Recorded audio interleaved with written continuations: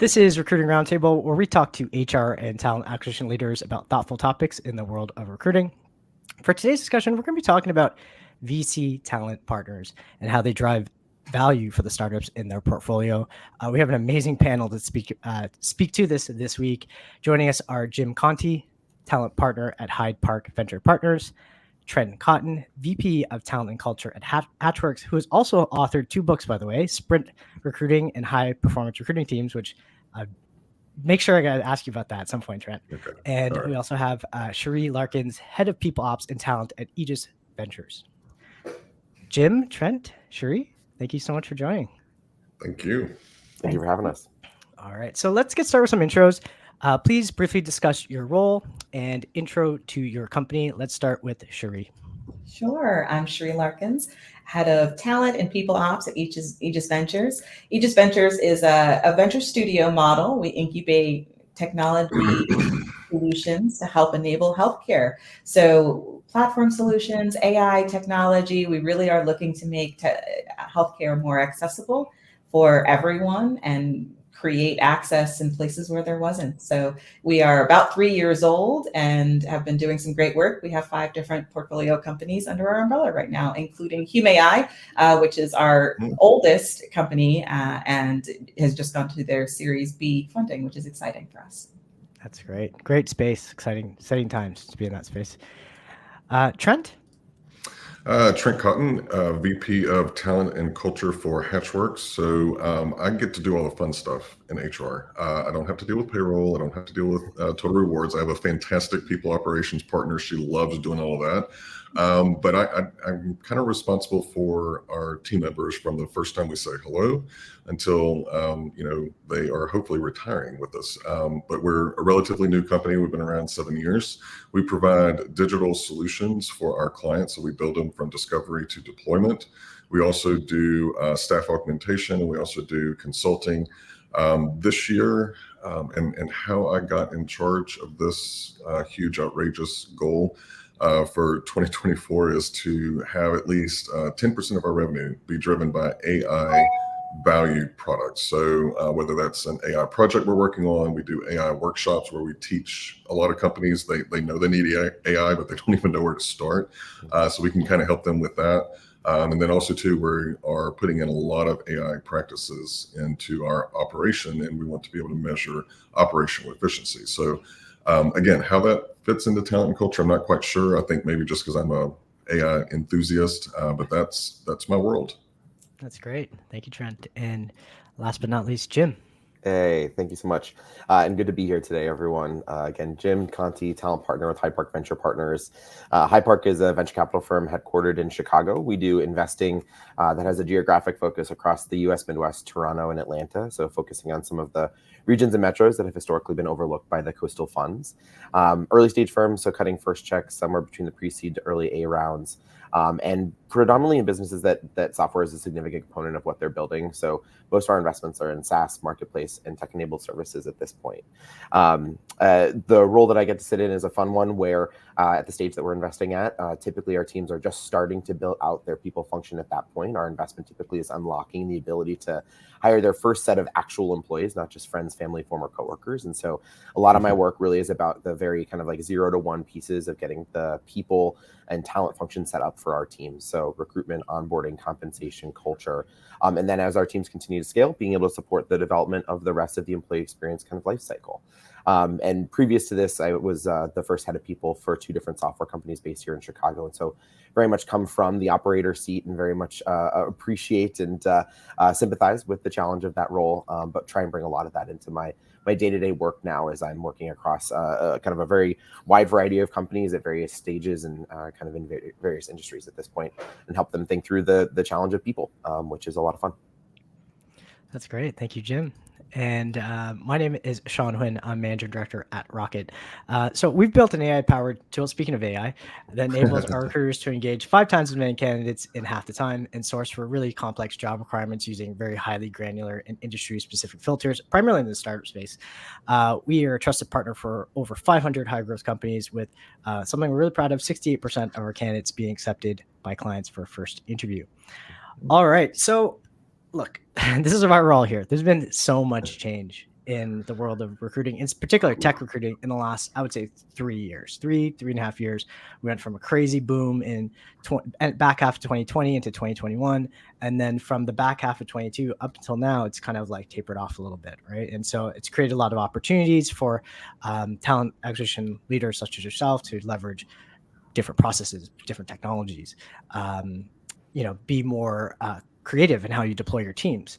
So I guess the general question is, what changes have you noticed in your world in particular in the last few years? Let's start with Cheri. Yeah, I think the talent landscape has gone through so many cycles, right? We are technology adjacent in that we're not, in the major spaces, but we're pulling from that same talent pool, trying to find folks that maybe don't love the big company ecosystems and want to be able to have impact. That said, I feel like everyone is trying to pull from the same talent pool. And so there's just been a lot of competition. The type of technical talent we need has gotten really, really narrow and specific. And it seems like everyone is looking for that. Everyone now needs an AI, ML, large language model, experts. Yet that space is really still nascent from a technical perspective. So you're trying to assess talent from folks that have little to no experience in some places, or really specific experiences that aren't as tenured. And I don't know, I'd love to hear, gentlemen, your perspective. The return to office has been really weighing in on this, where folks are not so keen to come back to the office. And because of the demand, they're using that as a fulcrum in conversations. And so it feels like we are seeing a lot of movement, but it isn't necessarily the movement in the spaces we need. And it seems like the competition is still hot for the type of folks we're looking for. Mm-hmm. Wow, Cheri, you just opened up a whole Pandora's box of we got a whole hour of content with just that comment. Trent, so you're working with software developers. You have a lot of different clients, different projects. You have these AI initiatives. How have things changed for you over the last, let's say, 12 to 18 months? Well, let's go back to all the, I love the nomenclatures and all the little things that we call these periods in the talent cycle. So we had, the great COVID, then we had the great rehiring, and then we had the great, resignation. Yeah. And then we had the great, let's lay everybody off. And then now, I'm kind of following suit. I'm like, I'm going to coin something new. And it's called the great reskilling, and Cheri actually kind of led into this a little bit, that, with AI, especially over the last, feels like 8 or 9 months, it has changed the landscape so much and so quickly in a very, new tech stack that you're looking for. So for me, I have to look in and out. So out, how do we go and we attract those candidates that are on the cutting edge of AI? Because, as I mentioned, as an organization, we're doubling down on AI. Internally, how do I take our current hatchers, or what we call our Hatchworks employees, but how do I take our current hatchers and level them up so that way they're ready for these new projects that are coming on that require the LLM and the AI and everything else? So in my world, it's fighting a battle on 2 different fronts, both the acquisition and the retention and the development. And I don't see that slowing down. I see it intensifying. So I guess, the advice that I give TA people is that if you're not already looking out and in and how to get your team ready for the next 6 months, 8 months, 1 year, you're going to find yourself in quite the quandary by the end of this year. At least that's what I foresee. Mm-hmm. Jim, I know you have a pretty large portfolio. I think it's something like 60 companies. So I think you have more of a macro view on this topic. What are your thoughts? And I'm interested in your thoughts on the reskilling piece too, because this is a common theme I've been hearing. Like, some companies, instead of just doing, bigger layoffs, are looking to reskill some of their folks into different parts of the organization. What's kind of your thoughts on some of the changes and even on the reskilling piece? Yeah. So plus one to what has already been brought up. I think that the competitive market landscape for highly skilled individuals has stayed consistent. So Cheri, plus one to that, very much agree with that. that perspective, and very much a plus one for Trent on the reskilling conversation. I think the way that I'll kind of respond to it a little bit is that what I did notice is a bit of a shift from our teams of trying to solve challenges with just hiring people to the fact that they can't do that because one, funding has become much more challenging to come across, and so they have to be much more diligent about how they're spending the dollars that they do have. And two, you don't have as many candidates being willing to kind of pick their heads up and poke around a little bit. Because of the layoffs, one of the common things I hear from candidates today is that they're looking for stability in the next opportunity. They're looking for a place where they're not going to worry about whether or not they're going to have a paycheck in 6 months after they start. And so I think that has also caused folks that are in seat to kind of cool down a little bit on some of the searches that they might have been doing. So I think big plus one on the reskilling piece, and a lot of the work I do with our founders in the last, say, 6 months here has really been about, I would actually kind of tie it back to really rigorous goal setting. That the need for teams to be very clear about what it is they need to achieve in order to hit that next milestone. So whether that's going after funding, going after someone, an acquisition target or something like that, or, getting access to a program, whatever the thing is, that real kind of clear and direct statement of like, here's what we need to achieve as a team, and here are the skills we need on the team for us to be able to get there. And then kind of that talent review of, okay, what skills do we have on the team? Can we convert some of the talent into these other skill areas that we need or not? And that's what's led to some of the smaller layoffs in our portfolio is like, cool, we need kind of restructure to realign the skills we have on the team to hit this kind of set of goals. I think the last thing I'll throw out there, and this, I don't mean to kind of throw a red herring into the mix here, but I also think in the last couple of years, there have been a proliferation of tools specifically for candidates to manage the job search. So whether that is kind of like a candidate, I've seen a number of like kind of candidate CRMs to track the jobs that they're applying for, similar to kind of an ATS from a talent team perspective, to various like AI tools to optimize resumes for submissions, related to a job description or something like that. And so I think that has also been really interesting that there's not just this proliferation of tools and access to technology for talent teams, but you're seeing that on the candidate side as well, which that has happened in fits and spurts over, kind of the past couple of decades. But I feel like there's been a kind of concerted pocket of tools that I've seen that have been very candidate focused in the last couple of years too. Definitely. I've seen the same too. And so it's an interesting point that you bring up. Let's go back to Cheri. So Cheri, in terms of your role, and even maybe like we can look at this, frame it in terms of like metrics around your role. Have you found that some of your success metric, like has your role evolved in the last, call it 12 to 18 months, and also have some of those success metrics for what you're measured on, your business impact, has that changed at all? Yeah, I think that it has. I think that the way that it's evolved, one is I love the idea about the care and feeding of the current team. So I feel like even though we're in talent, it bleeds over into just then how are we onboarding? How are we creating experiences? How are we getting people up to speed really quickly? How are we helping the organization look at skills and needs in a way that's holistic? Because then we can influence not having to look for the purple squirrels, right? And be able to look for talent that's more realistic. So I find that I'm really having to lean into some of these more generalist HR lanes to be able to then effectively execute from a talent perspective. So that's one thing I think that has become increasingly important. And then two, with regards to metrics, I think some of the points that Jim made around candidate volume has been interesting as we're looking for more nuanced skill sets as candidates that are, really the folks that you would want to go after are not as willing to sort of, poke their head up. We are a newer company, right? So there is a bit of risk associated with that. I'm finding things like our funnel metrics and rates at each of the steps are just not looking the same way as they did. Where days of old, you would have kind of 4 really solid candidates that you could select from and have your pick of. And now, if we hit a candidate and we think it's really good, we're kind of like, let's go with that. We're loosening up on the comparison and some of those habits that some of our hiring managers are used to relying on. Days to fill, I think, have gotten interesting because each hire, as funding gets a little tighter, each hire really has impact. And so we're throwing extra interviews in sometimes, right, to kind of be really sure. And so I see that being some of the ways that you see the typical metrics not necessarily tell the story. Interesting. And Trent, what about yourself? Have you noticed a change in some of your hiring metrics? It's hard for me to answer because We use sprint recruiting, so I look at completely different metrics. So I look at how many people we hire against a certain level of prioritization that's assigned by our client, and measure that every 2 weeks. So instead of looking at time to fill, I'm looking at average days open. Because for us, we're a people business. So the only way that we make money is whenever we have people working on projects. So to me, that average day open is something I have a heck of a lot more control over versus a lagging measure, which is time to fill. I can't go back and change the fact that it took 45 days to fill this role over here.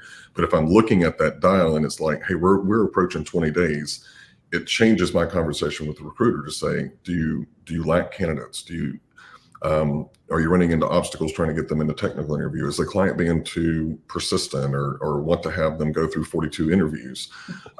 Whereas, if I'm just looking at the time to fill, I can't go back and fix any of that stuff. So it's hard for me to say because the metrics that I look at are completely different than what normal organizations do.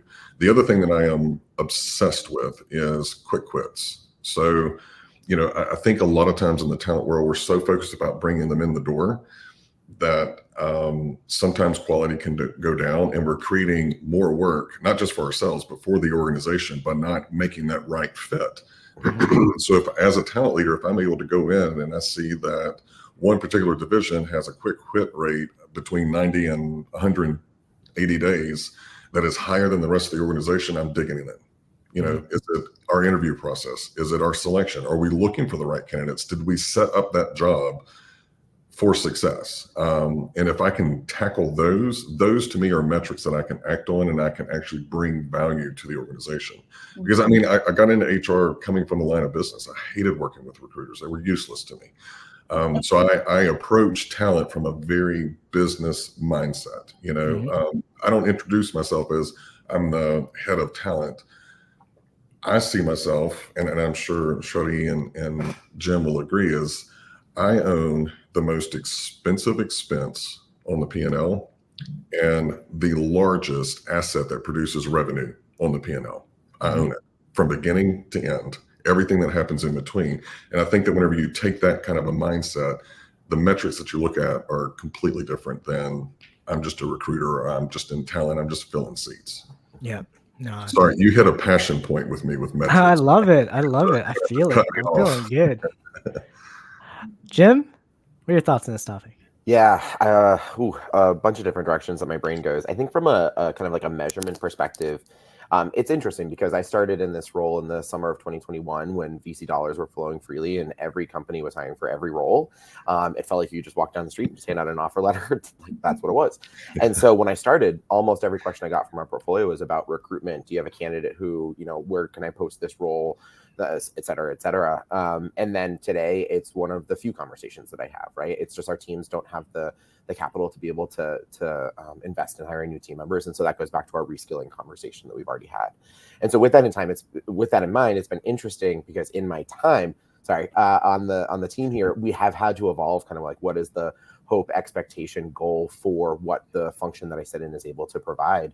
And one of the things that's been consistent across the board is founder council and executive council, right? Being able to sit with one of our founders or, head of, insert function and be able to talk to them about an employee relationship to an org design structure, commission plan, and help them think critically about like how is everything that they're building aligned to the success of the business and making sure that this is a really kind of like streamlined, well thought out strategy, program, whatever.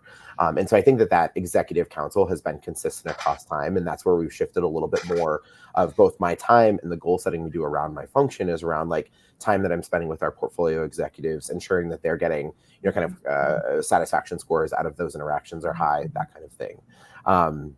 I think the other kind of thought that I have here that kind of trickles in a little bit is that we also think very kind of like broadly about kind of how we as a firm kind of deploy our time across the regions that we invest in. I mentioned in my intro that we have a geographic focus. And so even in moments when hiring might not be super heavy across our portfolio, we still highly value being able to connect with candidates and support folks that are navigating the job search process. And so there's even a portion of my time that's committed to kind of like job search strategy with folks that are part of our broader network to help them kind of land somewhere great with the kind of baked in philosophy for us that If someone lands another role here in Chicago, that the likelihood that they'll continue to invest in the community here is high. And so that behooves us ultimately as well. And so, there is that kind of ecosystem development that we work on when, hiring might be a little slower or something like that too. So we do shift a bit in that way. And then I think the last piece, and Trent, I just want to riff a little bit off of the comments that you were making there. It's really funny when I get myself in a conversation with one of our founders, and then all of a sudden me, the talent guy, is the one saying like, don't hire people. Like, that's not what I'm going to recommend you do after this. Because exactly what you said, people are your most expensive and complex parts of the business. And so I really push our founders to think critically about, like, have you tried everything, every avenue in front of you now? Have you tried bringing in automation tools or thinking of a new process for this? Or, there's a consultant that can come in for 3 months, implement something and then step away. And if we still get to the end of that conversation and say we need to hire someone, really being able to turn that into a problem statement we bring to the market, we bring to a candidate and say, like, here's the thing you're actually going to solve by joining the team. Here's the gap that we have right now. And so I think that has also been a bit of a shift, and something that I work on a lot with our founders is that kind of problem statement clarity for adding new team members to the organization, so that when we are doing the hiring, it's very cost aligned and effective to the ultimate goals of the business. Mm-hmm.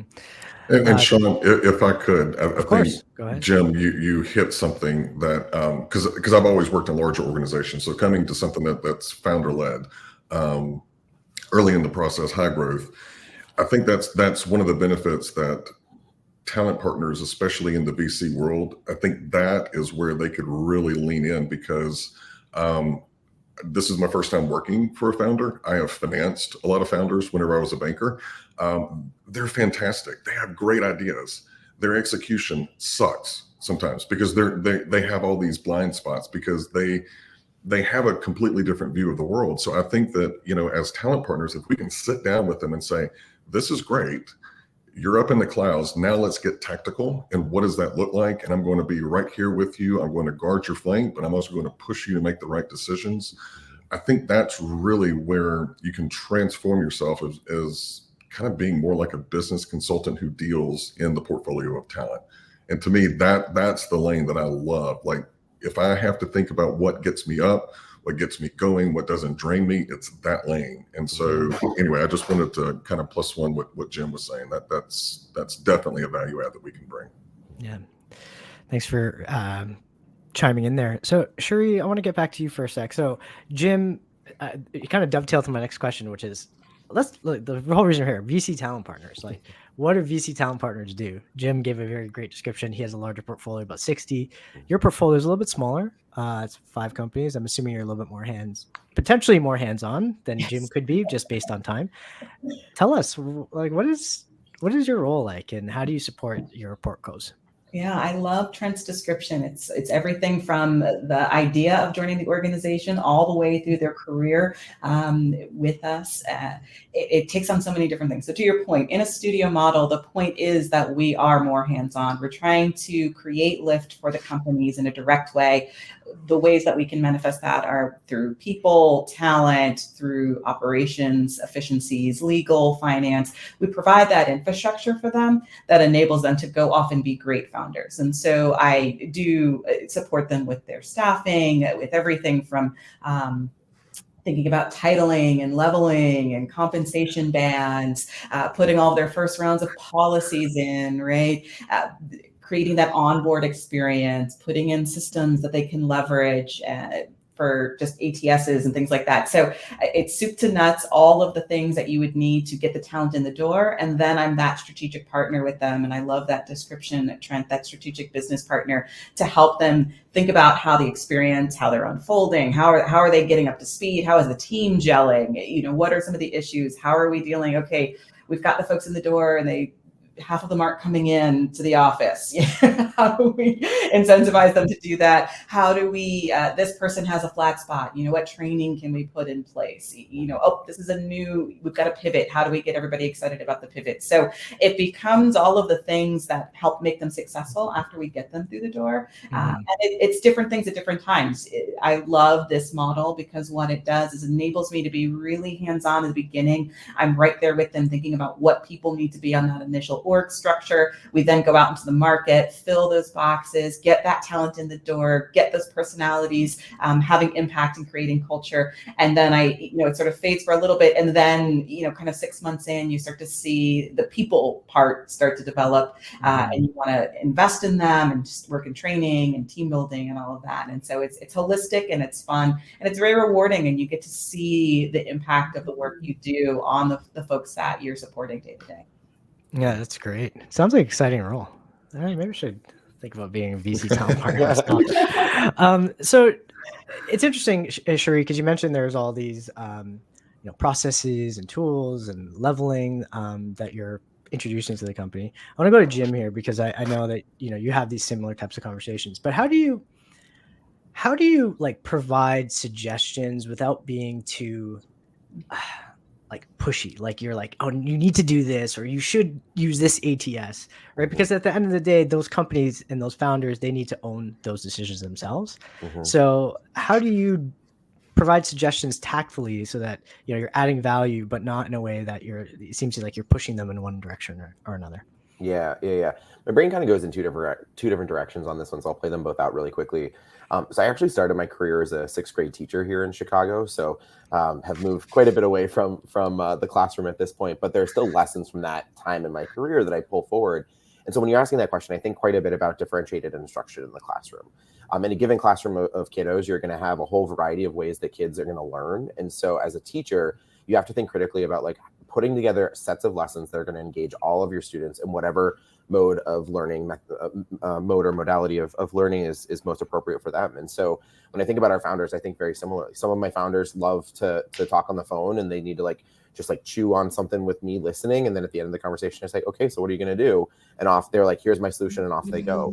Others want to do it via email and, writing it out. Others are, kind of like a quick text, just to be like gut check, like whatever, so it's, I think part of the answer is kind of trying to remember that different people just have different modes of learning, different modes of decision-making, and that our role is to be supportive of everyone in the portfolio. And so we're the ones that have to kind of shift our style accordingly. So that's one. The second is that I think about my job a lot as like, I'm the bumpers in the bowling alley. It's my founder's job to actually do the bowling itself, but it's my job to be there to kind of give like risk mitigation, compliance, templates, guidelines, best practices, and then to observe, right? I'm also the coach there. And so I'm watching as that founder is bowling. I put up those bumpers. We have the conversation about running a search. They run the search. It's super clean. Candidates have, great reviews of the candidate experience. So in my mind, that's like a bowl and they hit a strike. I'm like, cool, you kind of picked it up really quickly and I can move on. Versus the founder that like bowls and it's like, And so my role in that case is like, cool, I put up the bumpers, you did the activity, now it's time to move into coaching mode. And so like, how am I kind of giving you the feedback, guidance, perspective of how to do this better the next time? And so I try and really embrace it as a far less of a prescriptive thing. The prescriptive piece only comes in when there's like a legal thing that I'm like, no, you're going to break a law. Like, we're not going to do that. Thank you very much. But other than that, there's a lot of different ways to solve these problems, a lot of different structures, systems, ways of thinking about it, philosophies, or we can just look at return to office as one example, right? Where it's like, we see companies that want people in 5 days a week. We have companies that are like, never show up to an office ever. And I'm going to argue that companies on either side of the spectrum, never in the middle, is going to be successful. So I really think it's about being there to empower the founder to understand what choice they're making, and in making that choice, what they're saying no to as well. So that's the bumper concept, and then coaching them on the feedback piece on the other side of something happening. That's interesting. And Trent, so in your role, I'm sure there's been times where you've implemented some new technologies or processes, and I hear this a lot from TA leaders. Sometimes it's hard to get hiring managers to buy in. Sometimes it's hard to get hiring managers to give you feedback on an interview, to be honest. True. How have you handled situations like that where you want to implement something new that maybe like the hiring managers aren't used to, and get them to buy in, or at least to be part of that decision-making process? Jim was a 6th grade teacher. I was a youth minister and high school grade teacher until I got out of it because I loved the kids, hated the parents. And then I spent time in sales. Just for the record, right? Love the kids. It's the parents that I just wanted to choke sometimes. So I think over time I've learned how to manipulate people, and I'm not ashamed to say that. I have found that it is so much easier with senior executives, whether it's in a large corporation or a startup, to make something, it's their idea, and you're just, oh, wow, I think I've got the solution for it. It's so much easier than me coming in and saying, hey, this is what I think we should do. Because especially in tech, especially in engineering, they're problem solvers and they have very, very high risk adversity. All right. So if you're implementing change, immediately the guns go out, they're locking in on a target to try and shoot holes in it. So I find a softer approach of saying, okay, what are the pain points here? What problem are we trying to solve? Well, if I could find a product that would do X, Y, and Z, would that make things better for you? And 9 times out of 10, I've usually got one in my back pocket that I can pick from. But I like for them to have the buy-in. It's selling internally as much as you would selling a concept or an idea externally. That I think a lot of talent people just go, hey, this is the best thing since sliced bread. And they go and they try to bulldoze it, and then they get frustrated whenever the hiring managers are just completely resistant to it. Working on the front end and developing those relationships, and more importantly, having the credibility with your clients that they know that you're the SME in the space, that also blunts a lot of the fire that comes with you. It's a great point. For not only business, for life in general. If you take that approach of life, you might get to go wherever you want. You get your choice of dinner. And raising my daughter, when she was young, her mother and I split up, and so I always wanted to be a dad, so it was soul crushing for me. But I read a book about how to teach your kids how to think logically. So from 2.5 years old, I've always said, okay, was that a good decision or a bad decision? All right, is that going to be a good consequence or a bad consequence? And I kind of find that whenever I'm coaching people, it's the same thing. I'm asking a lot more questions than I'm answering.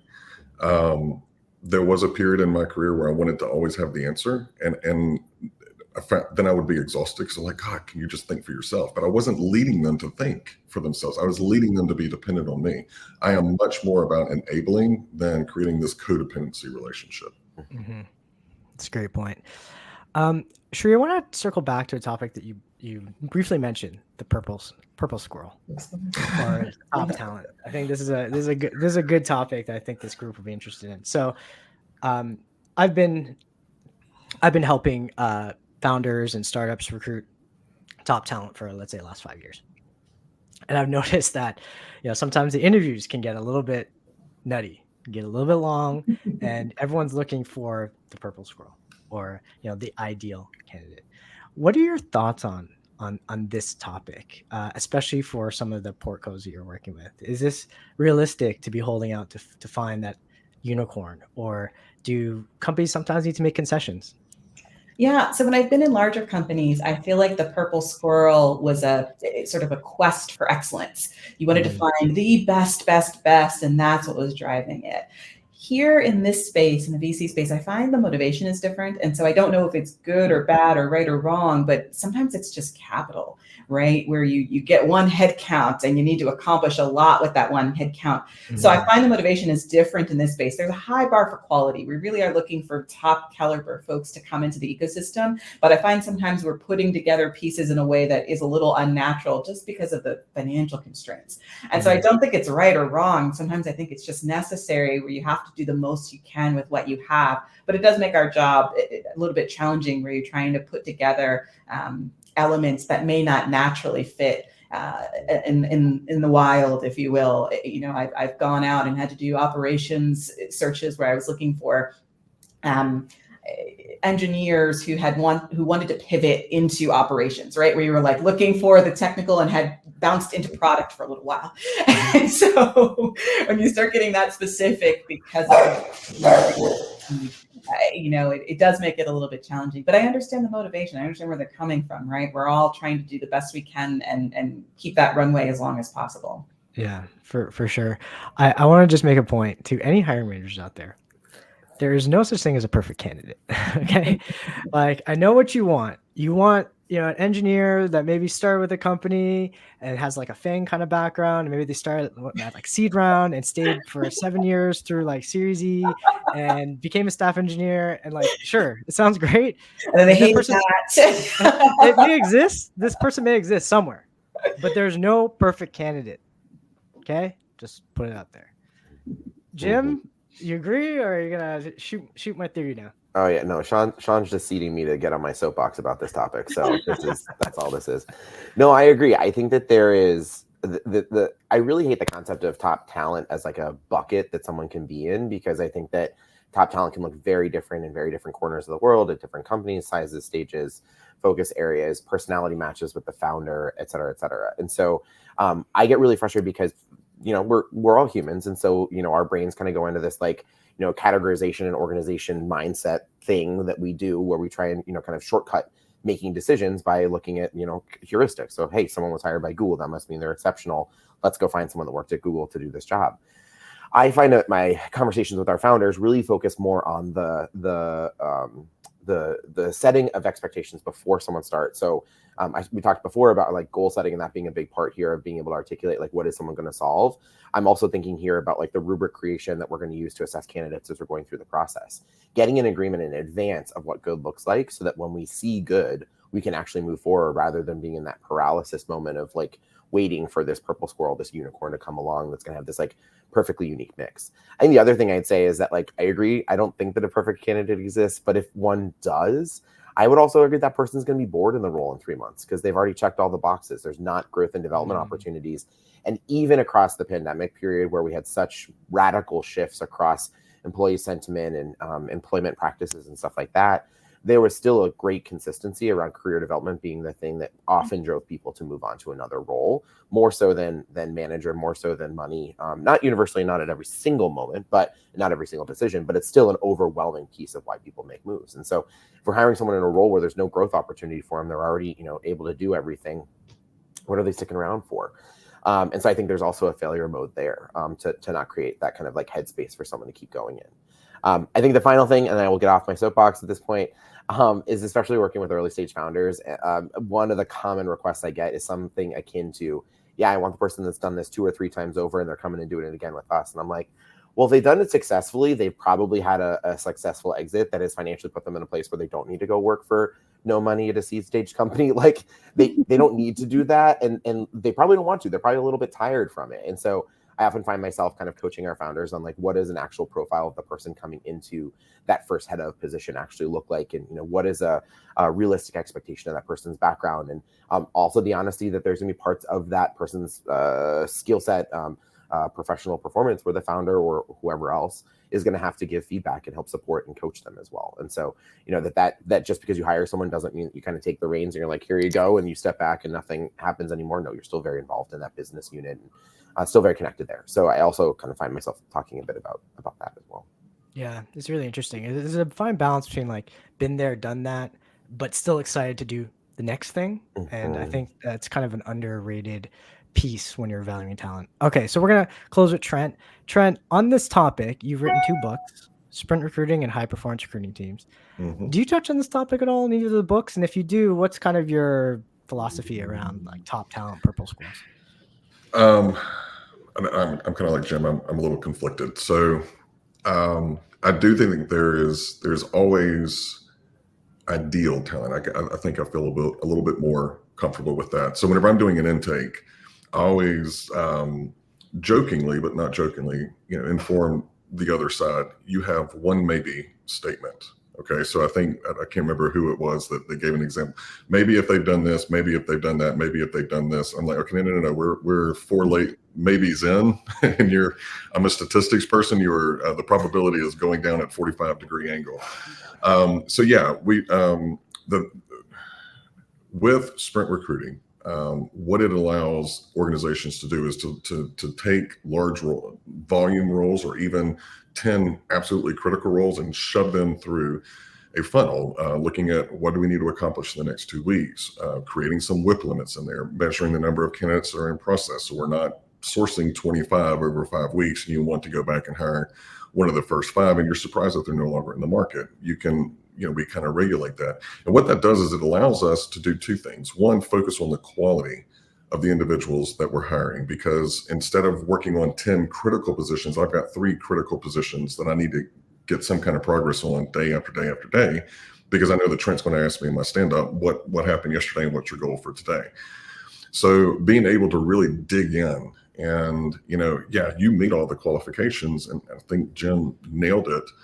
they hit all the qualifications, but they may just be bored. So what is it in this role that's going to challenge them and push them forward, and make them want to get up and tackle the world? So I think that with sprint recruiting, we're able to really kind of dial into that and make sure that we're making those quality kids. That's amazing. Well, we're up for time. Trent, Cheri, Jim, I appreciate you so much for coming and your insights. This is an amazing episode. I learned a ton today. Hopefully our audience who's listening to this, they learned a ton as well. Thank you all for your time. And, until next time, happy hunting and, all the best to all of you. Thanks. Thank you. Thank you. Bye. All right.